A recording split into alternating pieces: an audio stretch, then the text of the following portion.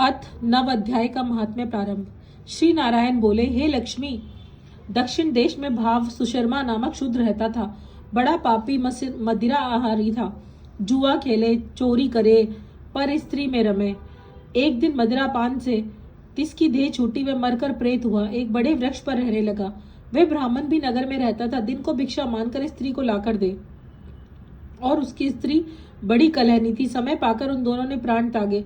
वे दोनों मरकर प्रेत हुए। वे भी उसी वृक्ष पर आ रहे जहां प्रेत रहता था।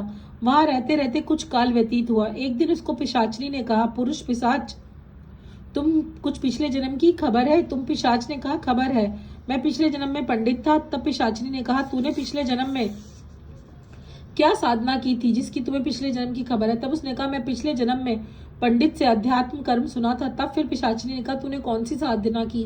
वह पंडित कौन था? वह अध्यात्म कर्म कौन है जिसको सुनने से तुझे पिछले जन्म की खबर है? पिशाच ने कहा, मैंने कोई पुण्य नहीं किया।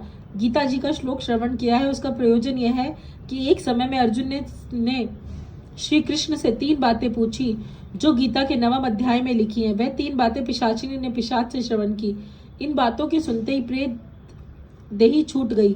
तत्काल देव देही पाई और स्वर्ग से विमान आए। उन पर चढ़कर वैकुंठ को प्राप्त हुए। श्री नारायण जी ने कहा कि हे लक्ष्मी, यह 9वें अध्याय का महात्म्य है। जय श्री कृष्ण।